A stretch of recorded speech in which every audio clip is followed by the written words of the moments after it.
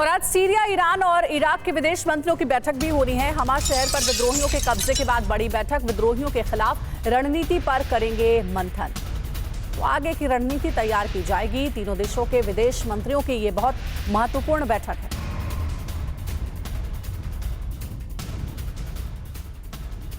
और एक और बड़ी खबर, सीरिया से असद सरकार के तख्ता पलट के लिए दमिश्क की तरफ बढ़ रहे हैं rebels. HTS commander Abu Mohammad Golani के हाथ में कमान है। दमिश्क को बचाने के लिए आगे आ गया है ईरान, क्योंकि अब अगर दमिश्क तक पहुंच जाते हैं तो ऐसे में यह माना जा रहा है कि फिर असद सरकार काफी गंभीर संकट में आ जाएगी। और यही एचटीएस यानी जो हयात के लड़ाके हैं वो चाहते हैं कि असद सरकार का तख्ता पलट किया जाए।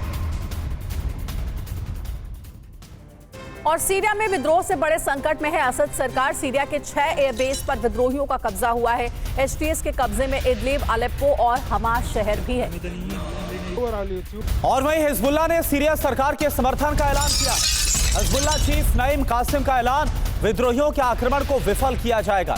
तो सीरिया की सरकार यानी असद सरकार का समर्थन हिजबुल्लाह के चीफ नईम कासिम की तरफ से किया गया है। और यह भी कहा गया है कि विद्रोहियों के आक्रमण को, हमले को विफल करने का काम हम करेंगे।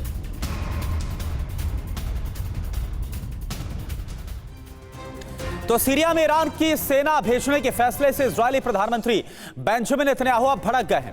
उन्होंने ईरान को वार्न कर दिया है, कहा है सीरिया में सेना तैनात ना करे, असद की सेना को हथियार ना दिया जाए। इजरायल ने ईरान को चेतावनी आखिर क्यों दी, यह भी आपके लिए समझना जरूरी। दरअसल हिजबुल्लाह के हाथों में पड़ सकते हैं हथियार, यह खबर है। सीरिया से हिजबुल्लाह को हथियार की सप्लाई, हिजबुल्लाह ने दिया है सीरिया सरकार को समर्थन। लेबनान में इजरायल हिजबुल्लाह में जंग लगातार जारी है।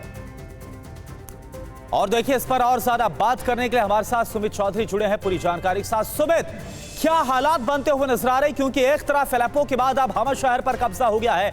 दमिश्क से बस कुछ ही दूरी में जो रेबल्स है, विद्रोही हैं, वो मौजूद है। और दूसरी तरफ इजरायल की तरफ से ईरान को वार्न किया जा रहा है कि अगर मदद की गई सीरिया सरकार की तो इसका अंजाम बहुत बुरा होगा। क्या हालात आप देख पा रहे हैं इस वक्त?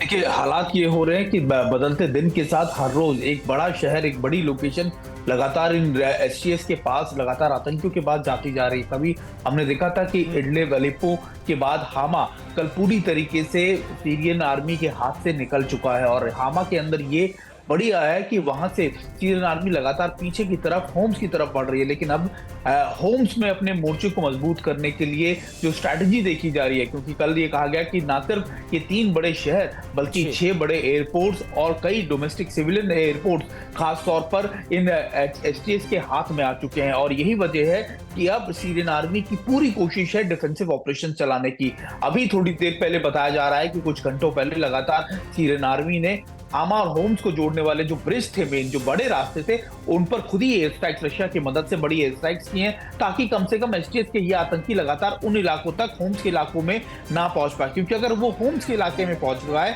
तो निश्चित तौर पर ना सिर्फ उनके लिए दमिश्क तक पहुंच पाना बहुत आसान हो जाएगा, बल्कि रूस के जो बड़े बेसिस है, चाहे वो टॉटस के अंदर हो या फिर दूसरे नेवल बेस हो या फिर एयरफोर्स बेसिस हो, वो पूरी तरीके से इनके हाथ में आ जाएंगे। और ये रूस भी नहीं चाहता है। तो निश्चित तौर पर अब हो ये रहा है कि अब पूरी डिफेंसिव ऑपरेशन चलाए जा रहे हैं हामा के बाद। हामा ना सिर्फ हामा को के पास ही इनको रोकने के लिए, बल्कि कोशिश की जा रही है कि ये होम्स तक ना पहुंचे, ताकि कम से कम इनको एक बफर जोन मिल जाए इनको रोकने के लिए।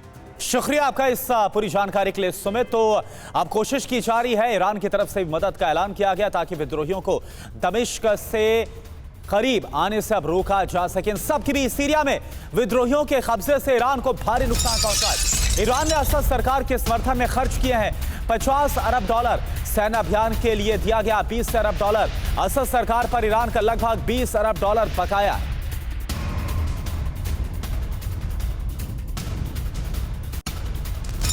और वहीं सीरिया के रस्तान में इंजीनियरिंग बटालियन पर विद्रोहियों का कब्जा हुआ। असद की सेना के छोड़े हैं भारी मात्रा में उपकरण और विद्रोहियों के हाथ लगे असद सरकार के उपकरण।